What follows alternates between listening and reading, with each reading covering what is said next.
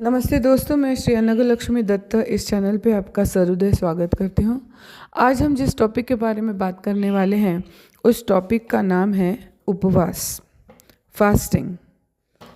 जो हम उपवास रखते हैं वो हम क्यों रखते हैं, किस प्रकार का रखना चाहिए, सच्ची उपवास क्या होता है। हर धर्म में कुछ लोग बोलते हैं कि तुम्हें भिंडी खानी चाहिए, कोई बोलता है भिंडी नहीं खानी चाहिए, कोई बोलता है साबूदाना खाना चाहिए, मूंगफली खानी चाहिए।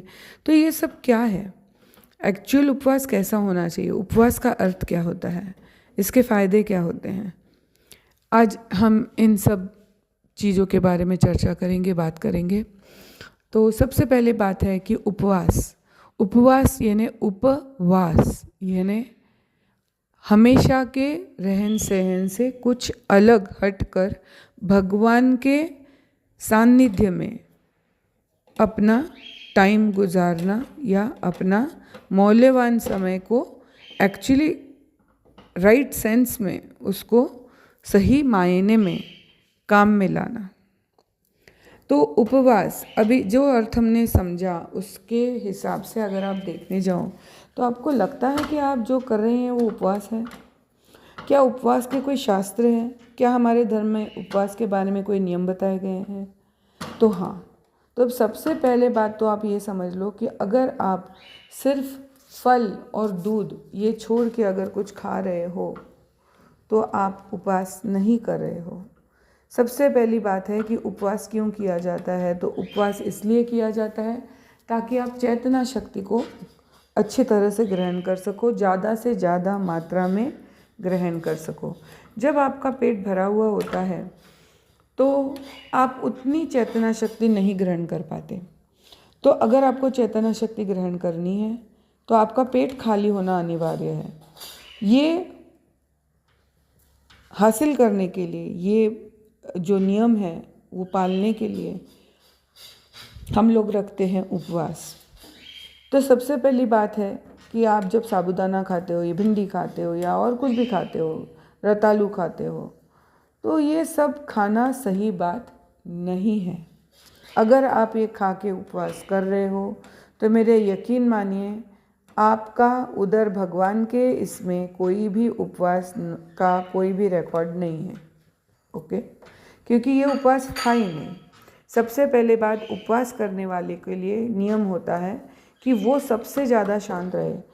आपको क्या लगता है, जिस दिन आपका उपवास रहता है उसी दिन आपको सबसे ज़्यादा गुस्सा आता है, उसी दिन आपको सबसे ज़्यादा भूख लगती है। अगर आपके शरीर को कोई तकलीफ़ ना हो तो आप भगवान को, चैतन्य को, उस चैतन्य शक्ति को हासिल नहीं कर पाओगे। तो इसीलिए उस समय आपको ये सब ज़्यादा होता है।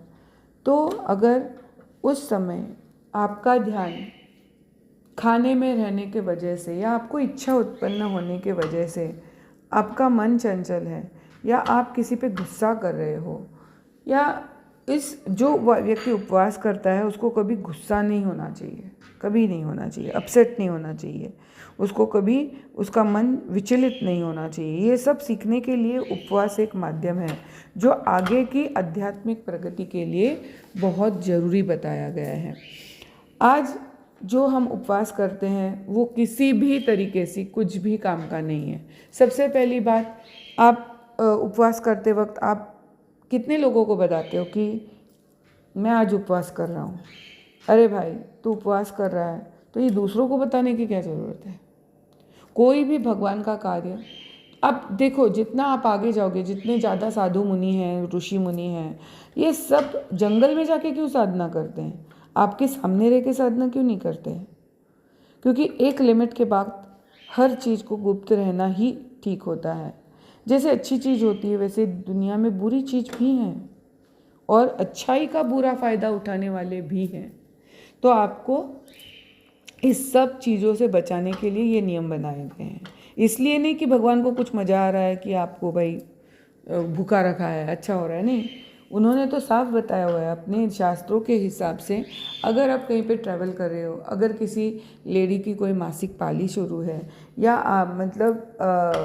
उसका पीरियड शुरू है या वो बीमार है, अगर आपको थोड़ा भी ठीक नहीं लग रहा है तो आपका शरीर उपवास रखने के लिए असमर्थ बताया गया है। तो ऐसे व्यक्ति को उपवास रखना अपने शरीर के प्रति अन्याय करना, यानी उससे आपको पाप का फलित मिलता है। ये चीज़ें पुराने ज़माने में बचपन से लोग सुनते थे, करते थे, तो उनको पता रहती थी।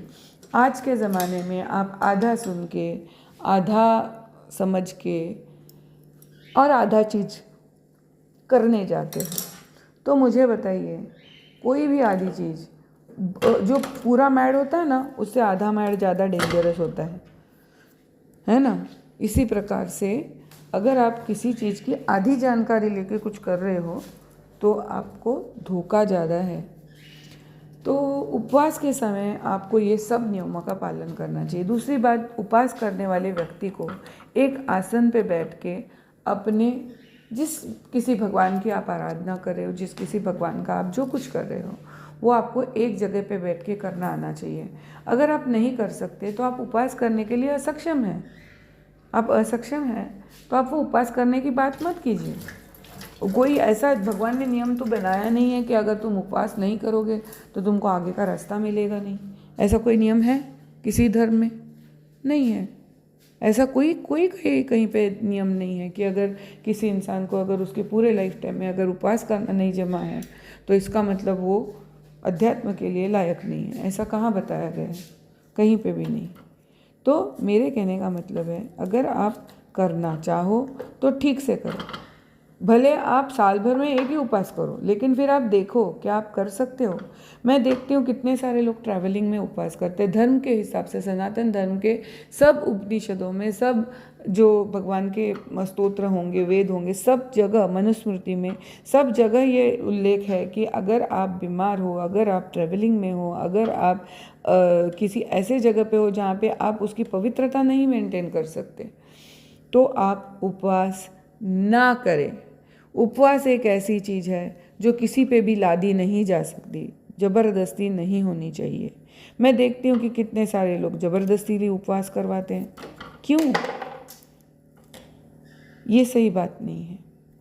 तो सबसे पहले ये करना छोड़ दो। दूसरी बात, उपवास में जो खाने के पदार्थ बता गए हैं, अगर आप ध्यान से देखो, साइंटिफिकली देखो, तो आपको पता चलेगा कि उपवास में जितने पदार्थ बताए गए हैं, जैसे साबूदाना है, मूंगफली है, कुछ भी है, तो ये सब हेवी टू डाइजेस्ट, यानी पचन क्रिया के लिए पचाने में बहुत कठिन ऐसे पदार्थों को आपने उपवास में इंक्लूड किया है। तो मुझे बताइए ऐसा क्यों है? क्योंकि अगर आपको डाइजेस्ट करने में टाइम लग गया तो आपका पेट भरा रहेगा, आपको वो फीलिंग आएगी कि आपका पेट भरा हुआ है। तो जब आपका सब ध्यान पेट भरने की ओर है, तो उपवास ये क्या बोलते हैं, साधना, ये आपके लिए नहीं है। ये आपके लिए नहीं है। और कहीं पे भी ऐसा कोई भी नियम नहीं है कि अगर आप उपवास ना कर सको तो आपको भगवान की प्राप्ति नहीं हो सकती है। सबसे बड़ा आज कलयुग में अगर कुछ है तो वो है नामस्मरण। आप भगवान को ना ये क्या बोलते हैं, ये लग्जरी तो झोंक ये दिखाने मत जाओ। ये उसको वैसे भी पसंद नहीं है। वो कहाँ रहता है मालूम है? जहाँ पे निर्मल मन के, स्वच्छ मन के भक्त रहते हैं, जिसका स्वभाव स्वच्छ हो, उसके पास रहते हैं। जहाँ सिंपल भक्ति की जाती है, वहाँ वो रहते हैं। बोलना तो नहीं चाहती क्योंकि ये इस पिक्चर में कई बातें गलत भी बताई हैं, लेकिन फिर भी मैं बताना चाहूँगी, एक आपको समझ आए ऐसे भाषा में। ओके, हाँ, मैं ये मान सकती हूँ कि हमारे पूर्वज शायद आपको सही उत्तर ना देने की वजह से, या आपका ऐसा किसी व्यक्ति के साथ पाला नहीं पड़ा अब तक जो आपको सही मायने में उत्तर दे सका हो, तो इसलिए ये हो सकता है कि आपके मन में भगवान के प्रति कुछ गलत फहमियाँ हैं।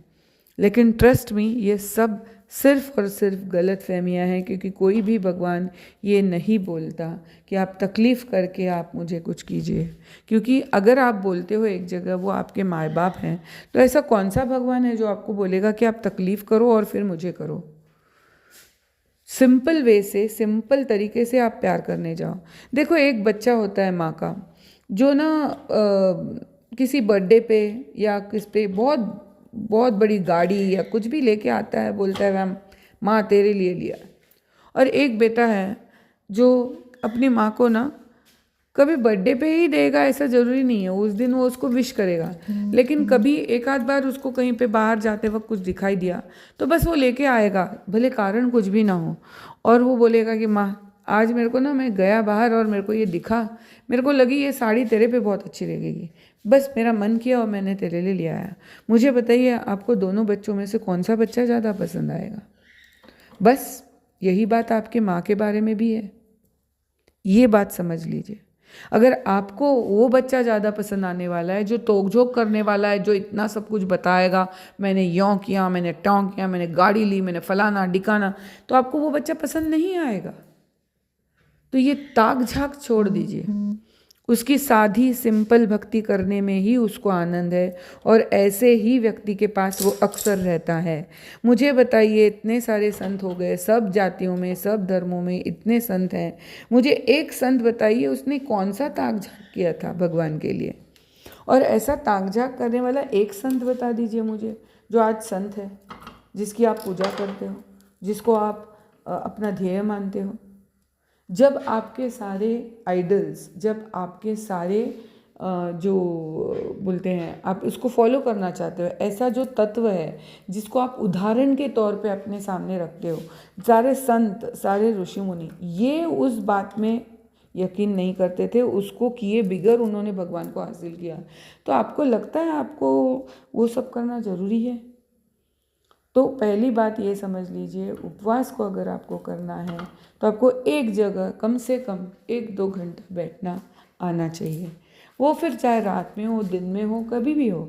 लेकिन अगर आप वो ऐसा नहीं कर पा रहे हैं तो सिंपल सादी भक्ति कीजिए, आपको जो जमे वो कीजिए, लेकिन जब भगवान का नाम लो तब आपके दिल में दूसरा ख्याल ना आए, भाई मेरा फ़ोन ही ऐसा है, ऐसा हो गया है, फलाना डिकाना, मेरी बहन को ये देना है, भाई को वो करना है, बेटे को डब्बा देना रह गया है, मैं क्या करूँ, खाना क्या बनाऊँ शाम को। अगर ऐसे सवाल आपके मन में आ रहे हैं तो सॉरी टू से, लेकिन आप भगवान का कर ही नहीं रहे, तो आप ना करें, वो बेहतर है। तो डोंट से कि आपने किया, ये पढ़ा, वो किया। अगर आप भगवान का बुक पढ़ते हुए आपका ध्यान ही नहीं है, अगर आप कुछ करते हुए आपका उस चीज़ की ओर ध्यान ही नहीं है, तो आप किस तरीके से आप उपास कर रहे हैं, किस तरीके से आप भगवान के सानिध्य में हैं, मुझे बताइए। तो सबसे पहले उपवास के ये मायने हैं और ये बातें हैं, ये समझ लीजिए। अगर आपसे उपवास नहीं बन रहा तो आप उपवास करने मत जाइए, ना करें। एक जगह बैठ के भगवान के नाम में लीन हो जाइए, उससे भी आपको बहुत कुछ प्राप्त हो जाएगा, या सही मायने में उसी तरीके से प्राप्त होगा। और अगर उपवास करना चाहते हैं तो फिर आपको कम से कम 1-2 घंटा सवेरे और 1-2 घंटा शाम को भगवान के सानिध्य में बैठना आना चाहिए, और पूरी तरह से भगवान को, फिर उस समय दूसरा कुछ नहीं। जब आप मूवी को जाते हो तो आपको बीच बीच में बार बार ऐड दिखाएंगे तो पसंद आएगा नहीं, आप तो चैनल बदली कर देते हो। आप में इतने भी पेशेंस नहीं है कि आप टीवी देखते वक्त भी आप ऐड लगेगा तो दूसरा चैनल देखने भाग जाते हो। तो ये तो अपनी हालत है। तो मुझे बताइए कि भगवान को चाहिए पेशेंस और अटेंशन, जैसे आपको चाहिए। तो अगर आप उसको बाकी सब भी दे रहे हो और आपका अटेंशन जो मेन चाहिए वही नहीं है, तो कैसे आपको हासिल होगा भगवान? तो ये था उपवास के बारे में, और सही मायने में उपवास किस करे, कैसे करे, क्यों करे, इससे कुछ नहीं, आपको चैतन्य शक्ति जास्ती प्रमाण में ग्रहण करने में मदद मिलेगी। होपफुली आपके सब प्रश्न जो उपवास के बारे में हैं वो क्लियर हो गए हों, और अगर आपको फिर भी कोई सवाल है तो आप हमें नीचे दिए गए कमेंट बॉक्स में पूछना ना भूलें। हम आपके प्रश्न का ज़रूर धर्म सम्मत आपको जवाब देने की पूरी कोशिश करेंगे और देंगे। और अगर आपको हमारे ये प्रस्तुत की गई सच्चाई पसंद आई हो, अगर आपको इसमें कोई अच्छा इन्फॉर्मेशन मिला हो, अच्छी बात समझ आई हो, ऐसे टॉपिक सुनने में, ऐसा ज्ञान लेने में आपको अगर मज़ा आ रहा हो, तो हमें लाइक, शेयर और सब्सक्राइब करना ना भूलें। और वापस कोई और नए टॉपिक के साथ आपसे मिलेंगे। आपके सब लोगों के अंदर के भगवान को मैं नमन करते हुए आपसे विदा लेती हूँ। जय गजानन।